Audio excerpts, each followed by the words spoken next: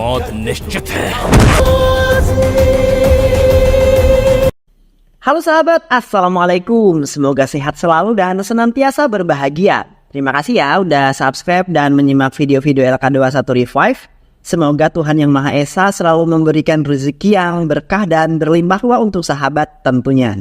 Sebelum kita masuk ke alur ceritanya, nah kita sama-sama dulu nih para penonton setia LK21 Revive. Terima kasih buat Dan MZ, YT dari Sumba, Ade Denis dari Garut, Komang Budiana dari Bali, Semi dari Papua, Al-Huda dari Kalianda Lampung, Wiwi Astuti Asep Saputra dari Jambi, Zen dari Situbondo, Udit Opo dari Kalimantan. Dan buat teman-teman semua yang belum ingin sapa, nanti di next video ya. Oke, kali ini LK21 Revive akan membawakan sebuah alur cerita film yang berjudul Sofia Sachi. Bagaimana keseruan filmnya? Nggak perlu banyak basa-basi, ini dia alur ceritanya.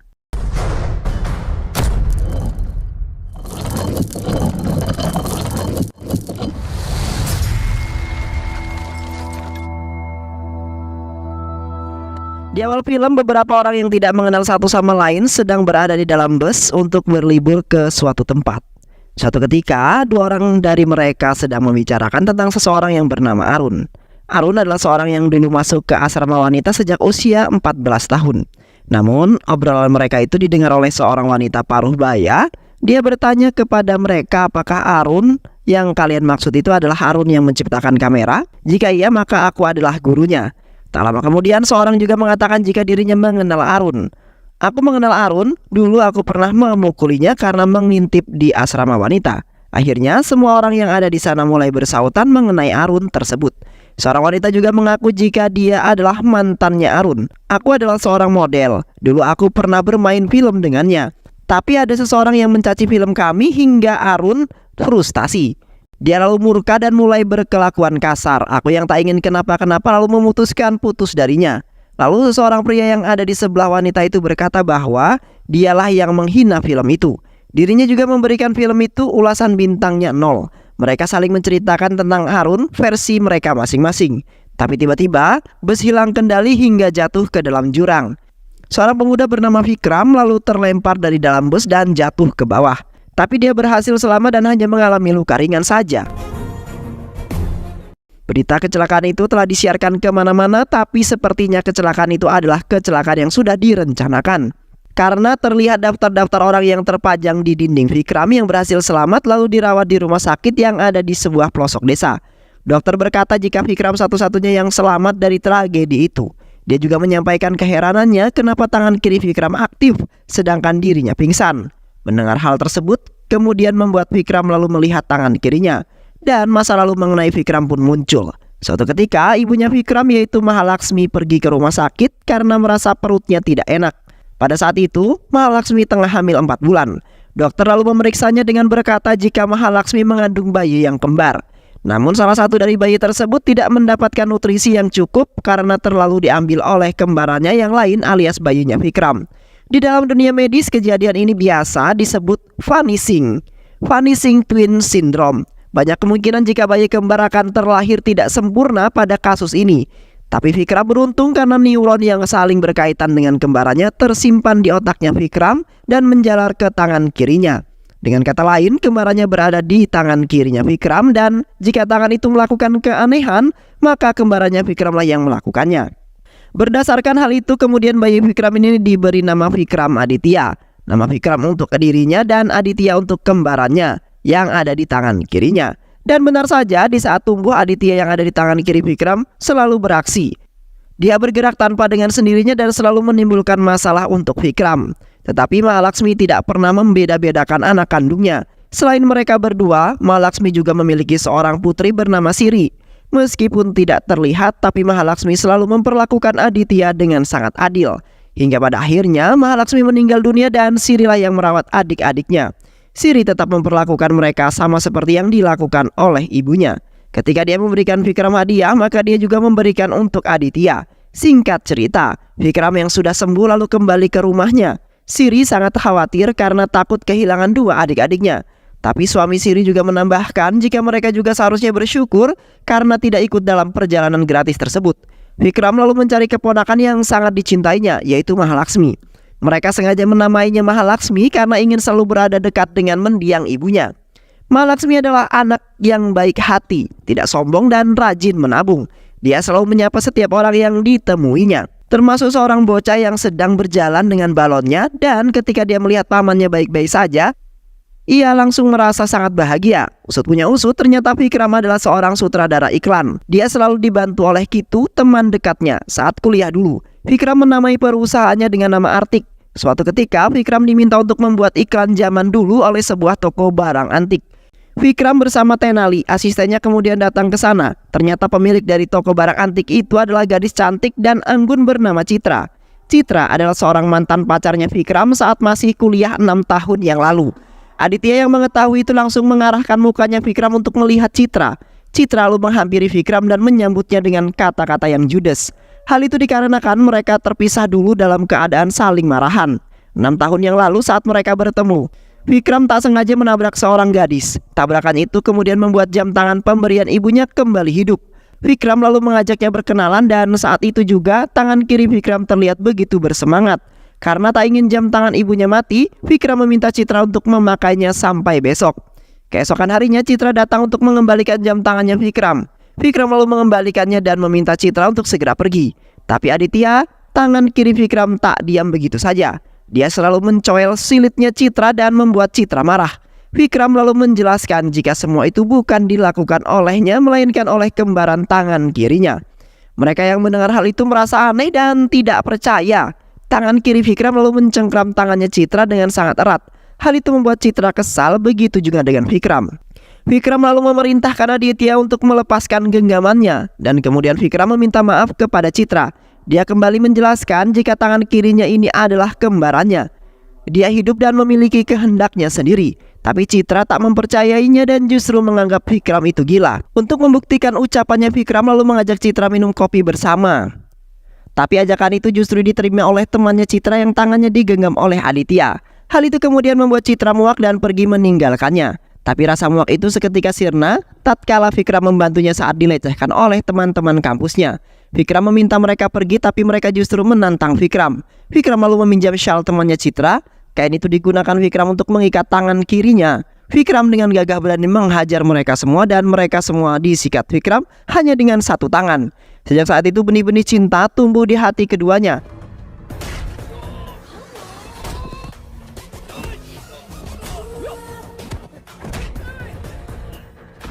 Setiap harinya Citra selalu memimpikan Vikram. Teman Citra lalu menyarankan agar Citra mengungkapkan perasaannya pada Vikram.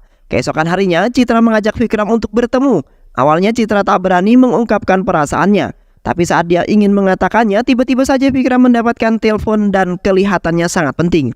Vikram meminta Citra untuk menunggunya sebentar di sana. Dan dia kemudian pergi meninggalkan Citra. Sejak saat itu mereka tak pernah bertemu kembali dan baru kembali bertemu saat ini. Citra meminta Vikram untuk membuat iklan semenarik mungkin. Hal ini agar orang-orang tertarik dan datang ke tokonya yang bernama Fairwind. Vikram lalu berkata jika dia akan membuatnya semaksimal mungkin besok. Di malam harinya Vikram lalu menceritakan kepada Kitu jika dia bertemu dengan Citra. Dan ternyata nama artik perusahaannya adalah nama Citra yang dibalik. Keesokan harinya pengerjaan iklan pun dimulai. Vikram, Citra, dan Maha adalah bintang utama dari iklan tersebut. Mereka menari dan bahagia bersama. Citra terlihat sangat menyukai Vikram. Dan setelah take iklan selesai, Kitu bertanya mengapa Citra sangat dingin kepada Vikram. Padahal Vikram masih mencintainya. Citra lalu berkata bahwa dia juga masih mencintai Vikram. Semua ini dia lakukan karena kesal dengan Vikram yang meninggalkannya dulu. Beberapa waktu kemudian Citra datang ke kantor Vikram. Citra mengatakan jika iklan tersebut banyak disukai orang. Dia juga berkata sebuah perusahaan luar negeri juga ingin membuat iklan tersebut. Dan take lokasi akan dibuat di Amerika. Vikram dan Kitu tentu saja senang menerima tawaran tersebut. Di sisi lain sebuah pajangan foto masih terlihat ada di dinding. Seorang misterius datang dan melempar panah ke foto tersebut yang ada dipajang. Tak lama kemudian Vikram lalu berpamitan dengan keluarganya karena dia akan segera terbang ke Amerika. Sesampainya di sana mereka langsung disambut oleh sponsor. Dan keesokan harinya mereka pun mulai membuat sebuah iklan tersebut. Vikram memikirkan konsep iklan apa yang akan digunakannya. Tapi di saat yang bersamaan dia menyadari jika Citra selalu memperhatikannya. Vikram lalu mengajak Citra untuk berbincang-bincang malam hari. Tapi Citra tak mau. Vikram lalu menjelaskan alasannya pada saat itu. Tapi Citra tak peduli. Dia muak karena Vikram telah membohonginya. Dia juga berkata jika masih mencintai Vikram. Nama V yang ada di tokonya adalah nama Vikram. Mendengar hal itu, Vikram lalu berkata jika semua ini adalah salah paham. Saat itu Vikram mendapatkan telepon dari kakaknya. Kakaknya berkata jika dirinya akan dinikahkan paksa oleh ayahnya. Mendengar hal tersebut, Vikram langsung pergi ke sana. Tapi situasi yang tak diinginkan pun terjadi. Ayahnya meninggal karena kesalahan Vikram dan Vikram selalu dihantui oleh rasa yang bersalah. Dia bahkan tak mengingat kembali janjinya kepada Citra. Saat dirinya sudah tenang, Vikram sebenarnya kembali datang ke kampus untuk mencari Citra. Dia juga terus menghubungi Citra, tapi Citra tak membalasnya. Tak hanya itu saja, Vikram bahkan mendatangi rumahnya Citra, tapi Citra telah pindah dari sana. Citra kini mengerti jika semua itu adalah kesalahpahaman saja. Vikram lalu berkata jika kau hanya menggunakan namaku satu huruf saja, tapi aku menggunakan seluruh namamu sebagai nama kantorku, ujar Vikram yang kemudian pergi. Citra lalu menyusun huruf artik di mejanya. Kini dia mengerti jika itu adalah namanya yang dibalik. Setelah mengetahuinya, Citra langsung berlari dan memeluk Vikram dengan sangat erat. Mereka lalu kembali dekat seperti dahulu kala. Singkat cerita, iklan telah selesai dikerjakan. Saat hendak kembali ke India, Mahalaxmi menghubungi Vikram karena ibunya tak kunjung datang. Padahal saat ini adalah hari perayaan di sekolah. Vikram meminta Mahalaxmi untuk tetap bersabar. Dia juga berjanji akan menjemput Maha di sekolah saat sampai di India nanti. Tak lama kemudian Vikram sampai di India. Dia langsung bergegas kembali ke rumahnya. Tapi betapa kagetnya Vikram setelah melihat rumahnya yang sudah rata dengan tanah. Rumahnya hancur karena ledakan gas. Kakak ipar dan Mahalaxmi tewas karena ledakan tersebut. Sedangkan Siri kakaknya sekarat di rumah sakit. Vikram lalu pergi ke rumah sakit untuk menjenguk kakaknya. Dokter lalu berkata jika saat ini Siri sudah melewati masa kritis. Tapi otaknya masih syok setelah kejadian tersebut. Tak lama kemudian, polisi datang untuk meminta tanda tangan Vikram mengenai laporan postmortem. Vikram terus membayangi kebahagiaannya bersama Maha. Dulu Maha pernah berkata jika dia menyukai es krim Virelin. Citra lalu mengajak Vikram jalan-jalan untuk menenangkan dirinya. Tak lama kemudian seseorang bertanya kepada Vikram, sudah jam berapakah ini? Vikram lalu mengarahkan orang itu ke jam dinding. Saat itu juga Vikram menyadari sesuatu. Dulu Maha menghubunginya di bandara saat jam 7 kurang. Itu artinya di India saat ini pukul 4:30 sore. Tapi hal ini berbeda dengan waktu kejadian yang ada di postmortem. Di laporan tersebut tertulis jika kejadian terjadi pada saat jam 4 kurang 15 menit. Itu artinya Maha menelponnya setengah jam setelah peristiwa itu terjadi. Dia yakin jika Maha masih hidup. Vikram lalu pergi ke kantor polisi untuk mencari sebuah informasi. Tapi di tengah jalan tiba-tiba saja ban mobilnya bocor karena seseorang memasang ranjau paku. Dan tak lama kemudian HP-nya berdering dan ternyata itu berasal dari Maha. Vikram senang karena Maha masih hidup. Maha lalu berkata jika saat ini dia berada di rumah seorang paman-paman. Lalu berkata, bagaimana rasanya ditinggal oleh orang yang kita sayangi, hah? Vikram tak mengerti apa yang dimaksud oleh orang tersebut. Dia juga bertanya, hanya mengapa orang itu menyandra Maha. Orang itu lalu menjelaskan jika dirinya adalah Arun. Tidak diketahui mengapa Arun melakukan hal tersebut. Tapi dia memastikan jika itu adalah perbuatannya. Vikram yang bingung siapa yang bernama Arun tersebut. Tapi tiba-tiba seorang datang dan hendak menusuk Vikram dari belakang. Tapi Aditya alias tangan kiri Vikram langsung bergerak dan menusuk orang tersebut. Keesokan harinya, Vikram pergi ke kantor polisi untuk menanyai kasus tersebut. Tapi polisi yang kelihatannya mengetahui sesuatu kemudian mengusir Vikram dari sana. Vikram lalu pergi dengan begitu saja, menemui dokter yang menandatangani postmortem tersebut. Pada awalnya dokter tidak mau membahas kasus ini. Tapi ketika Vikram mengingatkan kebaikan ayahnya, dokter itu pun luluh dan mulai menjelaskan kasus tersebut. Beberapa hari yang lalu, istrinya diculik oleh seseorang. Orang itu lalu menghubungi dokter dan memaksanya untuk menandatangani postmortem itu. Setelah mengetahui hal itu, Vikram lalu kembali ke kantor polisi dan meminta polisi Bahlul untuk mengusut kasus itu. Tapi dia justru mempermainkannya yang kemudian membuat Vikram dan kembarannya kehabisan kesabaran. Vikram berhasil menahan amarahnya tapi tidak dengan kembarannya. Tangan kiri Vikram lalu mencengkram kepala komisaris dan menjedot-jedotkannya ke meja. Tak lama kemudian, Vikram mulai merasa resah dengan kelakuan tangan kirinya tersebut. Dia lalu pergi ke dokter kandungannya dulu dan meminta agar dirinya dipisahkan dengan tangan kirinya itu. Dokter lalu menjelaskan jika dulu dirinya pernah menyarankan hal itu kepada ibunya Vikram. Dokter ingin menghilangkan Aditya dengan cara membunuh sel-sel neuronnya. Tapi ibunya Vikram menolak. Dia ingin kedua putranya itu hidup dan tumbuh bersama-sama. Dokter juga menambahkan lagi pula Aditya, adiknya Vikram, juga selalu melindungi Vikram dari mara bahaya. Jadi buat apa Vikram ingin memisahkannya? Vikram dan semuanya lalu meminta bantuan hacker untuk mencari tahu siapa yang telah menculik Maha, karena nomor itu diprivasikan. Setelah menunggu beberapa saat, hacker lalu menghubungi Tenali dan menyebutkan nomornya satu persatu. Ternyata nomor itu adalah nomornya Vikram. Tak lama kemudian, Vikram mendapat kabar jika dokter biasa yang didatanginya dulu telah tewas dibunuh. Dan tak berselang lama, Vikram juga mendapat telepon dari Arun. Arun menjelaskan jika dia telah membunuh dokter itu dan dia juga membunuh setiap orang yang didatangi oleh Vikram. Kau memang pintar Vikram, tapi aku jauh lebih pintar darimu karena berhasil membajak nomormu. Arun lalu meminta pelayanan yang bernama Nanda Kishore untuk dibuatkan sebuah teh. Arun sangat menyayangi orang-orang yang setia pada dirinya. Hal itu dibuktikan dengan Arun yang memberikan Nanda kartu kreditnya. Arun meminta agar Nanda membelikan istrinya kain sari yang baru. Beberapa hari kemudian Arun kembali menghubungi Vikram. Tapi kali ini dia menyanyikan lagu daerah asalnya. Arun tertawa dan berkata jika dia ingin menuntun Vikram untuk bertemu dengan Maha. Dia lalu mengarahkan Arun untuk pergi ke lokasi yang dimintanya. Vikram tanpa pikir panjang langsung pergi ke sana dengan ponsel yang masih terhubung dengan Arun. Di tengah jalan dia mendengar lagu yang dinyanyikan Arun di sebuah warung. Arun lalu meminta Vikram untuk mengambil sesuatu di warung tersebut. Tapi tiba-tiba bukti transfer rekening Vikram masuk ke ponselnya. Arun telah mengetahui semuanya mengenai Vikram, tapi Vikram tak peduli dengan hal tersebut karena dia hanya ingin menyelamatkan Maha. Arun lalu meminta Vikram untuk mengambil sesuatu di sebuah mobil merah. Vikram yang berhasil menemukannya langsung mengambil warung itu. Tapi dia menemukan bocah penjual balon dulu yang sudah dalam kondisi sekarat. Arun lalu meminta Vikram untuk segera pergi ke stasiun. Tapi dia menolaknya. Dia ingin membawa anak tersebut ke rumah sakit saat dia hendak pergi. Tiba-tiba saja tangan kiri Vikram yang sepertinya tahu sesuatu mencengkram mobil tersebut dengan sangat keras. Tapi Vikram berhasil melepaskannya dan bergegas membawa anak itu ke rumah sakit. Baru setelah itu dia pergi ke stasiun. Tapi sesampainya di sana, tas milik Vikram dijamret oleh seseorang.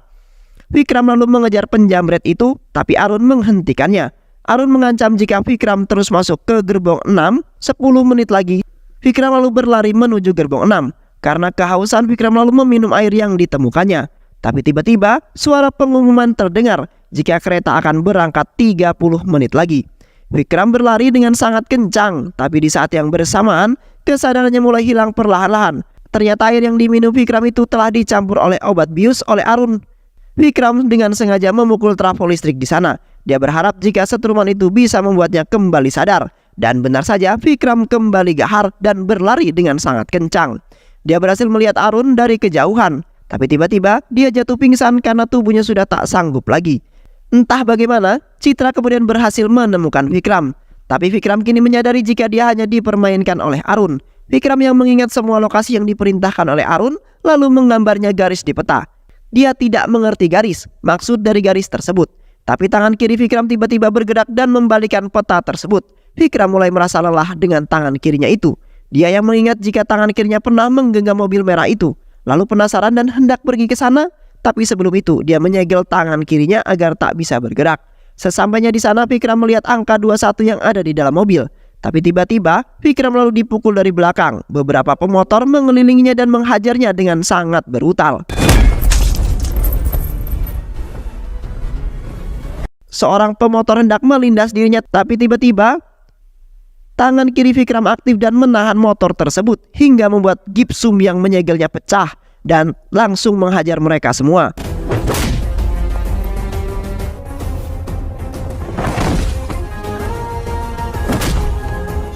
Vikram kini mengerti apa yang dimaksud oleh dokter. Jika Aditya, adik yang memang melindunginya tanpa disuruh. Vikram lalu mencoba menganalisis apa arti dari angka 21 itu. Tangan kiri lalu melempar sebuah bus yang membuat Vikram mengingat kejadian waktu itu. Dia menyadari jika semua penumpang dalam bus tersebut adalah 21 orang. Dia juga mengingat jika saat itu merasa semua tengah membahas mengenai seseorang. Tapi dia lupa siapa orang tersebut. Tangan kirinya lalu menunjuk ke peta dengan garis inisial. Saat itu juga Vikram mengingat jika mereka membahas Arun. Vikram meminta semuanya untuk mencari tahu hubungan Arun dengan kejadian itu. Dia lalu memaparkan setiap penumpang bus dan menceritakan sosok Arun menurut penggambaran para penumpang. Vikram merasa heran kenapa dia bisa berada di bus itu sedangkan dia tak mengenal Arun. Dan tak lama kemudian dia ingat jika dia naik ke bus itu karena menggantikan posisi kakaknya. Setelah itu Vikram mencari tahu apa maksud lagu yang selalu dinyanyikan oleh Arun. Setelah ditelusuri ternyata itu adalah lagu Sansekerta Pernikahan. Saat itu juga Vikram menyadari jika Arun adalah calon suami kakaknya yang dulu hendak dinikahkan secara paksa. 6 tahun yang lalu Arun mendapatkan kabar jika kakaknya akan dinikahkan oleh Arun. Mengetahui hal tersebut tentu membuat Vikram tak terima. Vikram terus menolak keputusan ayahnya. Tapi ayahnya tak peduli, dia tetap akan menikahkan Siri dengan Arun. Keesokan harinya saat acara pernikahan digelar, Vikram membawa Siri, kakaknya kabur dari sana, kembali lagi ke masa sekarang. Kitu menyampaikan kepada Vikram jika dia mengetahui wajah dan keberadaan ayahnya Arun. Vikram tanpa banyak basa-basi lagi langsung bergegas pergi ke sana. Dia bertanya mengenai Arun dan ayahnya bercerita jika dulu Arun pernah mendapatkan ulasan buruk dari seseorang yang membuat Arun marah dan menghancurkan semuanya. Dia bahkan sampai frustasi dan ingin bunuh diri. Tapi ayahnya menghentikannya. "Kenapa kamu harus mati, nak? Kamu harusnya membungkam mulut mereka dan membuktikan bahwa kamu memang benar-benar mampu." Beberapa waktu kemudian, ayahnya terkejut dengan bermacam-macam foto yang ada di kamarnya Arun. Ayahnya mempertanyakan maksud dari semua itu. Arun lalu berkata jika semua yang disampaikan ayahnya adalah benar. Ayahnya benar tentang semua itu. "Jika aku tidak bersalah, kenapa aku harus mati? Yang seharusnya mati adalah orang-orang yang menghina karyaku," ujar Arun. Padahal ayahnya ingin agar Arun membungkam mulut haters dengan karyanya yang baik. Tapi Arun berkata jika selama ini terus memberikan hal yang terbaik, tapi mereka masih saja menghina dan mencari keburukan karyanya.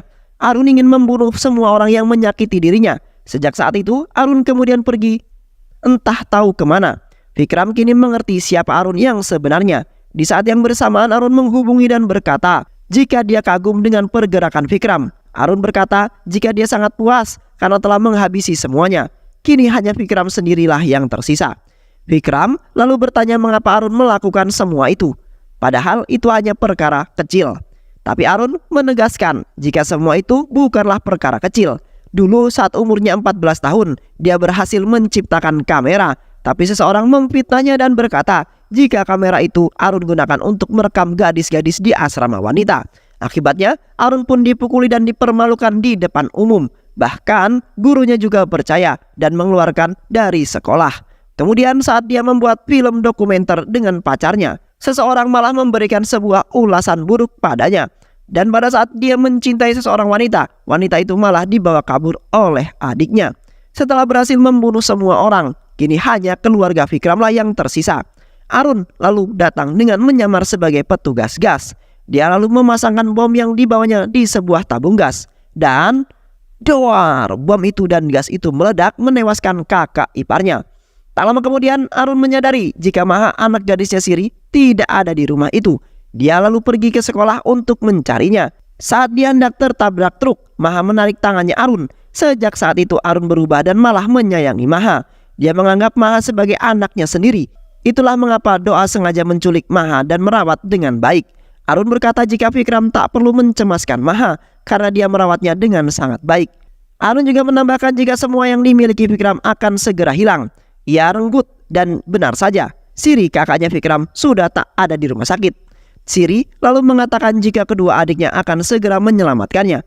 Arun sama sekali tak mengerti. Siri lalu menjelaskan jika dia memiliki 2 orang adik, Vikram dan juga Aditya. Arun tidak akan bisa melihat Aditya karena Aditya berada dalam jiwanya Vikram. Mereka hidup di dalam satu raga yang sama. Arun tidak akan bisa menghabisi Vikram karena selama ini Aditya selalu melindunginya. Vikram yang seharusnya mati saat jatuh ke dalam jurang itu, tapi Aditya berhasil menyelamatkannya. Bahkan orang yang membawanya pergi waktu itu bukanlah Vikram, melainkan Aditya. Vikram terus berpikir bagaimana caranya dia bisa menemukan Arun. Vikram lalu mengingat jika Maha sangat menyukai aku es krim Vinyali. Vikram lalu menunggunya di warung penjual es krim tersebut. Dan tak lama kemudian Nanda Kishore datang untuk membeli es krim. Vikram curiga dengan gelagat Nanda karena dia selalu saja kembali setiap 3 jam sekali. Dia lalu mengikuti Nanda Kishore hingga akhirnya sampai di sebuah pabrik. Vikram terus mengikutnya hingga masuk ke dalam pabrik. Vikram yakin jika pabrik itu adalah markasnya Arun. Apalagi dia melihat sebuah ruangan yang penuh dengan mainan. Dan benar saja anak buah Arun lalu datang dan menyerangnya. Tak lama kemudian, Arun menunjukkan wajahnya. Anak buah Arun lalu datang mengelilinginya.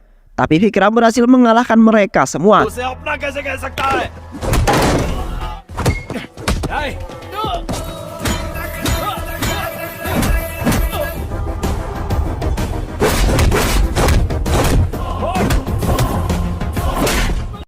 Vikram dan Arun lalu saling baku hantam. Saat itu, Arun menunjukkan kekuatannya. Dia berhasil membuat Vikram tersudut. Maha lalu keluar dan memanggilnya. Maha terus berjalan ke atas gilingan pabrik yang sedang bekerja. Aditya yang murka lalu menunjukkan kekuatannya. Aditya berhasil menerbangkan Arun hingga terpental sangat jauh. Vikram lalu menyelamatkan Maha dan memeluknya dengan penuh bahagia. Tapi di sisi lain, Arun melemparkan sebuah jangkar ke arah Vikram. Tapi Aditya menangkapnya dan balik melemparkannya. Vikram lalu berjalan mendekati Arun yang tengah sekarat. Arun lalu bertanya apa yang ada di dalam tangan kiri Vikram. Vikram lalu menjawab jika Arun memang mengetahui semua tentang Vikram. Tapi dia tak mengetahui tentang Aditya, adiknya Vikram yang hidup di tangan kirinya dan selalu melindunginya. Arun berkata, jika seseorang menggunakan kecerdasannya untuk kebaikan, maka dia disebut dengan orang yang jenius. Tapi, jika orang tersebut menggunakan kecerdasannya untuk membunuh karena senang, maka dia disebut dengan orang saikepet. Dalam keadaan yang sekarat, Arun lalu meminta Nanda Kishore untuk menuangkan minumannya. Dia lalu mati dengan keadaan yang menghinakan. Mahalakshmi lalu memeluk ibunya dan Vikram bahagia melihat mereka kembali bersama. Beberapa hari kemudian, Vikram kembali melanjutkan hubungannya dengan Citra. Dia mengatakan jika selama ini dia salah menilai mengenai Aditya, karena Aditya ternyata kembarannya yang sangat baik. Tapi penilaian itu seketika sirna tatkala kejahilan Aditya muncul dan menepuk pantat seorang wanita. Wanita itu lalu memarahi Vikram dan Citra melihatnya merasa malu. Dia menilai jika semua itu hanyalah bualan Vikram saja. Citra lalu marah dan pergi meninggalkan Vikram. Vikram bertanya, apa sih yang sebenarnya kau inginkan Aditya? Dan film pun selesai. Terima kasih ya sudah menyimak video-video LK2135. Semoga sahabat semua terhibur dan sampai bertemu lagi di video-video berikutnya. Sehat selalu, wassalamualaikum warahmatullahi wabarakatuh.